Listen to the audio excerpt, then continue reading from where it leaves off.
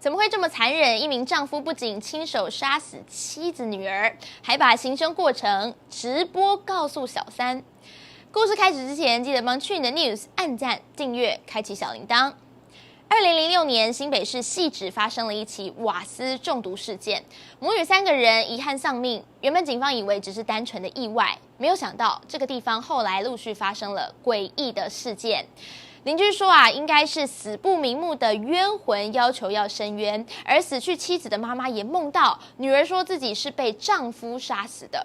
警方追查，这才发现这位隐藏在幕后的丈夫，原来早就设计了杀人计划，亲手断送妻女的生命。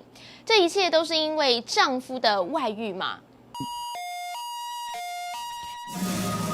？2006年4月，汐止传来一阵急促的救护车鸣笛声，消防队接获通报，在这栋社区大楼发生瓦斯外泄的意外。管理员他闻到有那个瓦斯的味道，所以就怀疑说，是不是瓦斯外泄啊什么的。那再加上消防局他们第一时间进入现场的时候，发现说，现场完全没有任何打斗破坏的痕迹。当赶到现场的时候，屋内的一个大人、2个小孩早就没了呼吸、心跳。那第一时间有找到这个死者的先生，死者的先生就表示说，太太有轻生的念头。经过调查，死者蔡姓女子和丈夫分居，正在打离婚官司，独自抚养2个才念国小的女儿。发生憾事，邻居都不敢置信。因为先生都不管她了。所以他经济上也有困难。是母亲受不了沉重的生活压力，选择带小朋友走上绝路吗？死者的妈妈有特别提到说，她在前一天的晚上都还接到死者的电话，那死者也没有任何异状。死者的爸爸还有妈妈有提供很多讯息，就是这个先生，就是死者的先生，之前对于太太就不是很好，而且可能有外遇。那这个动机就有了，所以当时死者的爸爸妈妈就坚持说要解剖。假如是要致死的话随着年龄不同，小孩子可能比较低一点至少也要20、30，然后大人要50以上，但实际上这个浓度都还是低于大概是10左右。法医验发现，3个人血红素中的一氧化碳浓度非常低，怎么看都不像是一氧化碳中毒。2个小孩子都有闷狱的痕迹，这个是可以解释的。也就是说，妈妈是凶嫌的话，但是等到我解剖到妈妈的时候，就会发觉，妈妈的嘴巴也是闷狱的，还有嘴边不明的伤势，总不可能是自己闷死自己吧？接着透过专业仪器验出了母女3人的体内有乙醚的反应。乙醚就是要把人，就是说可以造成人昏迷的一个药剂。那这个东西就很奇怪了。如果说妈妈她自己想要自杀的话，她其实不需要透过这个乙醚来去做自杀。前手大概有做一些初步的厘清啦，大概就是说有把先生也找来问嘛。那当然先生否认，科学证据跟你提到疑似他杀，那我们当然一定要再做完整的侦查，才能够确定说是不是他杀嘛。那可能之前他们有试图要去做通讯器还是干嘛，可是后来这个嫌疑就死者的先生就已经出国了。苦于没有他杀的直接证据，加上死者的先生出国工作，侦查进度也跟着停摆。但明明有这么多的疑点，却没接着办下去，未免太离谱了吧？而这间房子在出事之后被查封2年，谁都不准进出，却发生难以解释的状况。那个大姐说，常常有便当店来外送，然后发现说，这是这一户，然后没有，事实上没有预定，但他们就说追查起来，那电话又会消失，也找不到记录，找不到记录，而且订了3个，正好是他们3个的错。是谁打电话订便当，而且还3个？不就刚好是妈妈和2个女儿？就连死者的母亲也碰上怪事，就一直提到说他女儿跟他托梦，然后托梦的内容就讲到说女儿是被闷死的。接二连三的不寻常之后，这件案子交到刚上任的检察官林宏宗手上。他在整理卷宗的时候，闻到了一股味道。奇怪怎么有一个香味，后来就去找，哎，就在一个柜子下面就发现说，哦，原来味道是从那边跑出来。那当时就是因为那个香味吸引我，在我接办的第一天，我就去看到了这个卷宗。那这个一开始接触到这个案件的过程，就觉得非常的特别。就是这一股味道，让林宏松决心办到底。一开始就先去调了这个死者的投保资料，申请日期是案发后1个礼拜，他就去申请了，而且他的受益人刚好唯一的受益人又是死者的先生，那这个其实动机就有了嘛。你太太如果说是自杀，你办后事你难过伤心都还没结束，你就马上要去申请理赔。妻子才刚死就急着领保险金，实在太不寻常。另外，死者蔡姓女子还有被家暴过的记录。刚好我们的这个系统里面可以查到一些家暴的通报资料，就我一调发现有2件家暴的资料，那这个也可以佐证说死者的爸妈所提供的讯息是对的。但事情发生都过去2年了，早就错过了黄金办案期。我的长官看着我说：“杨姐，你确定要办这个案子吗？办了会所谓的刁掐，就是它可能是一个冷案，或者是所谓的死案，就是已经没办法再侦查了。”我说没关系，其实我让我试看看，就是身为专业刑警的一个使命感跟挑战。总之，先回案发现场，才一开门。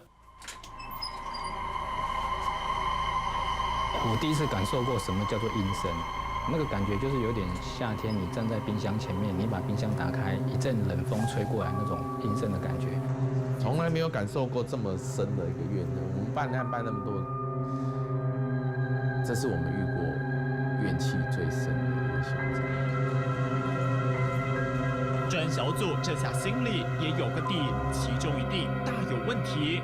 不过门窗没被破坏，密室杀人，凶手怎么做到来无影去无踪呢？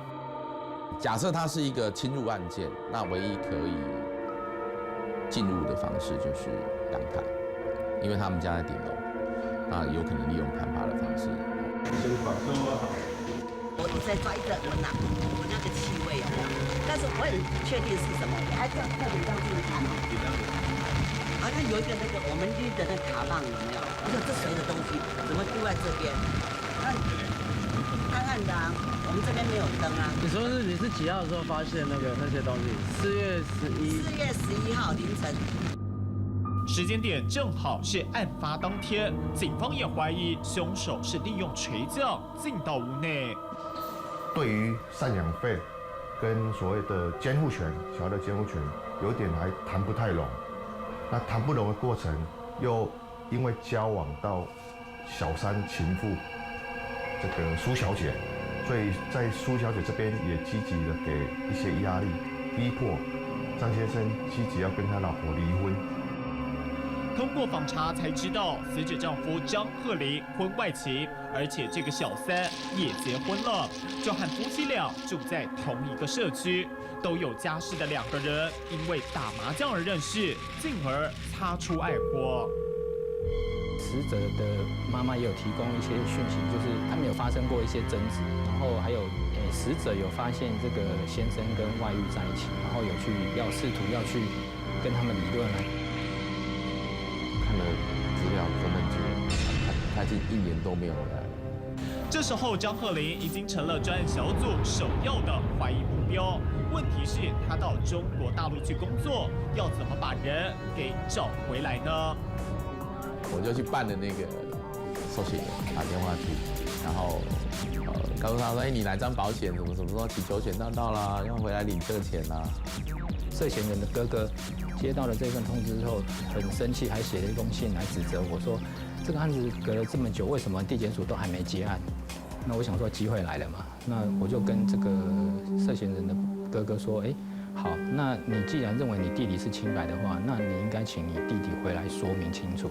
只要他通过测谎，我案子就把他解掉。”那我想他的哥哥应该就真的是相信他弟弟是清白的，所以他哥哥就真的通知他的弟弟回来。知道张鹤龄要回台湾，检警信心大增。假设这是一个情杀案件，张鹤龄动手完，苏玉珍一定会知道，因为我想杀老婆跟小孩的那种情绪的激动，其实你很难不被察觉有异状。这个女人她没有参与，她应该知情。其实张鹤龄在第一次侦讯的时候，其实她是非常的不配合的，她也不承认她有回去行凶啊，她说她也是一个被害人的角色啊，那她有小孩死掉啊，她也难过啊。这个张鹤龄气定神闲，但外遇对象苏玉珍倒是慌了手脚。她告诉检警，自己和张鹤龄根本不熟，马上露出破绽。外遇的对象一直要打电话给涉嫌人，可是涉嫌人一直不接电话，那更加深我们的一个判断，表示说这两个人之间一定是有什么问题，所以才会有这样的一个动作跟反应。双方你来我往，大打心理战。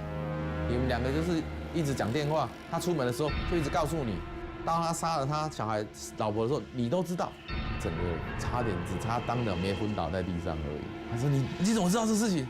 你唯一的活路就是这个，讲实话，我可以当物点证。其实案子从头到尾都是人证，一点物证都没有。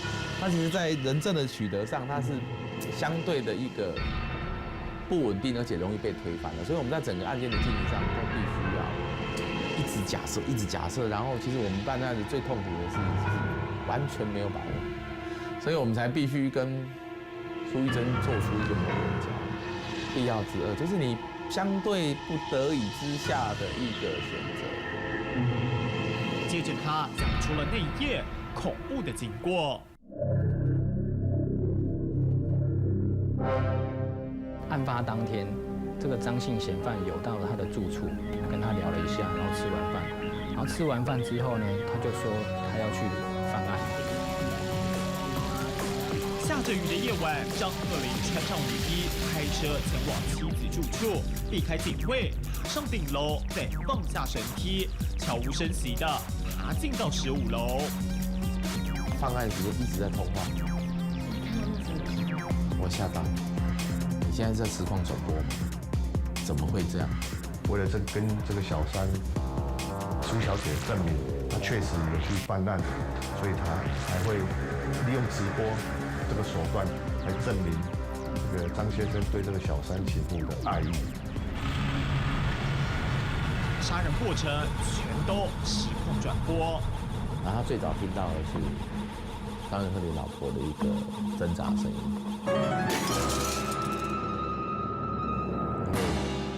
大人嘛，他会反抗。后来在电话那头传来微弱的声音，喊着爸爸。原来大女儿起床上厕所，张鹤龄赶快叫女儿回去睡，但两个女孩却再也没醒来了。那这个外遇对象还讲到说，他在电话里面有听到张姓嫌犯说：“爸爸，对不起你。”那我们研判这个时候应该就是在闷他的小孩的时候。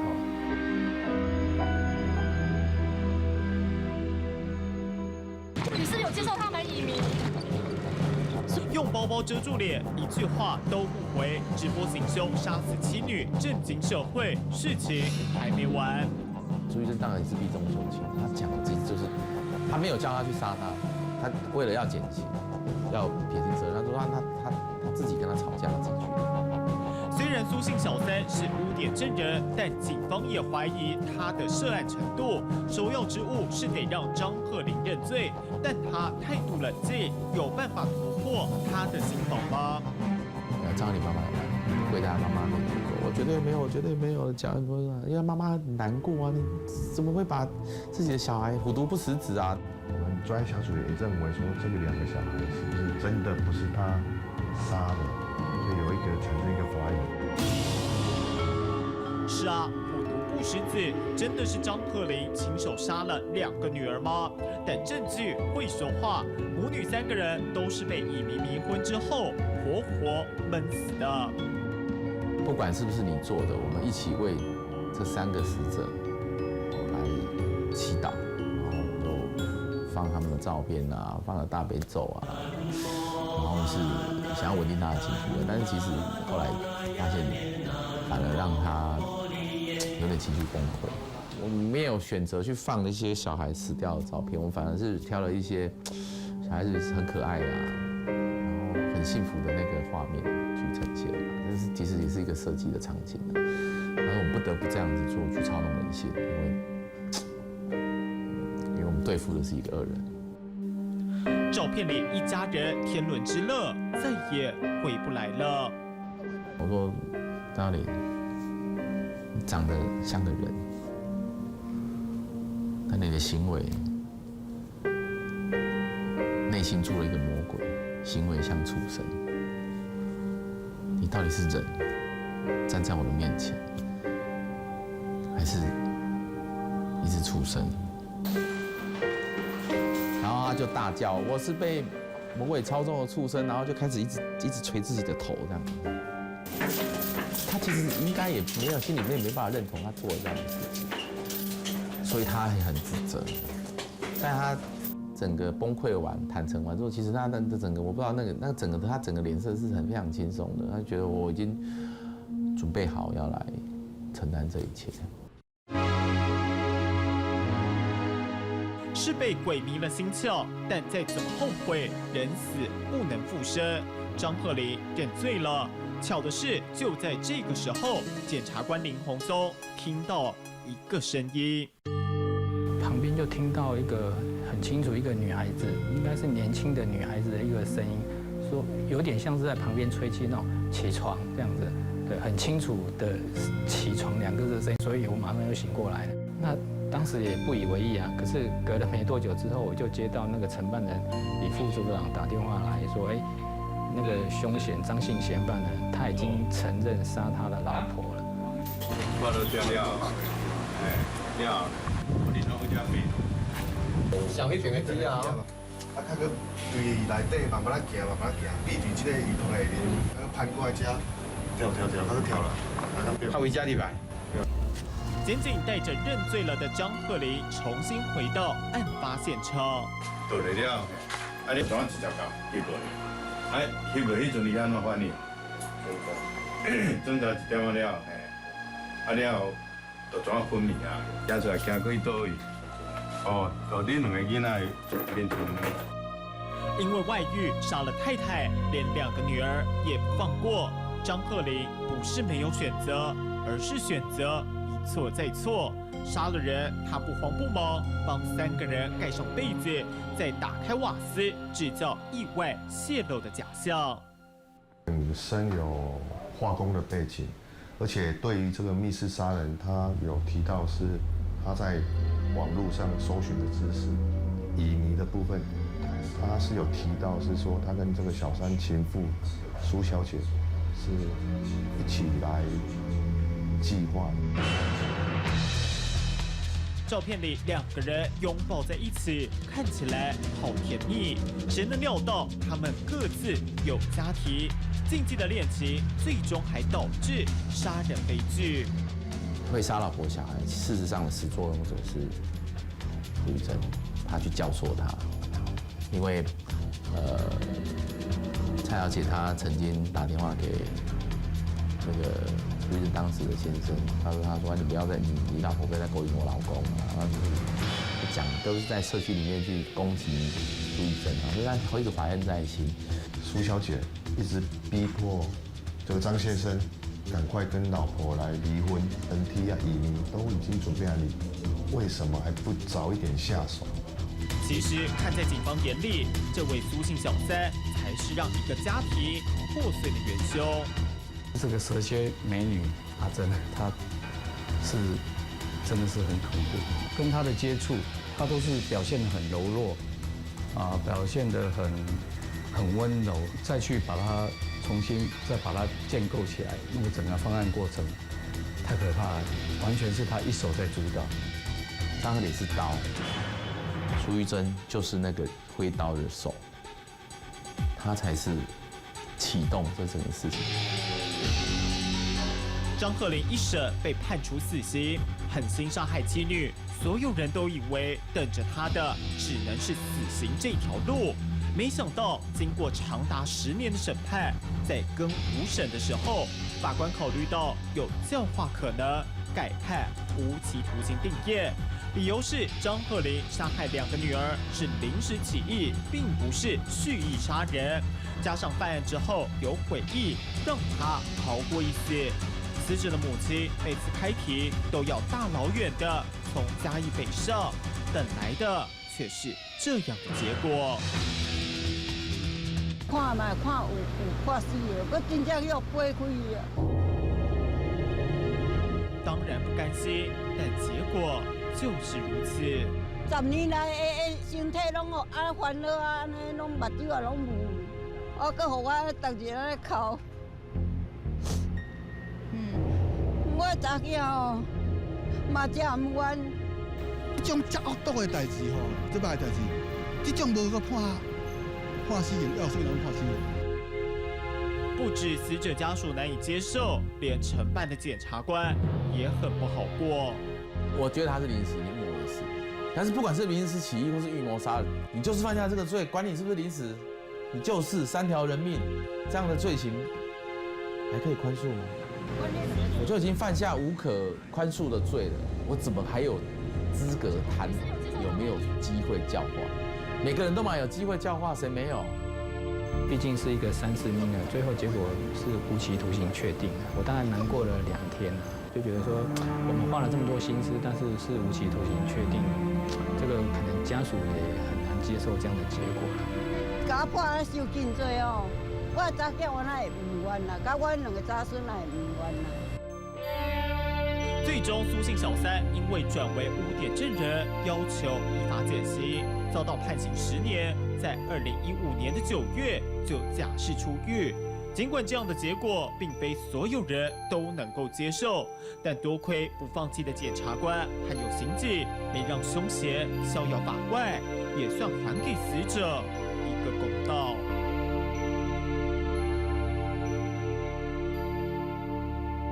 你觉得如果你是死去妻子的家人，可以接受这样的结果吗？你怎么看待这起人伦悲歌呢？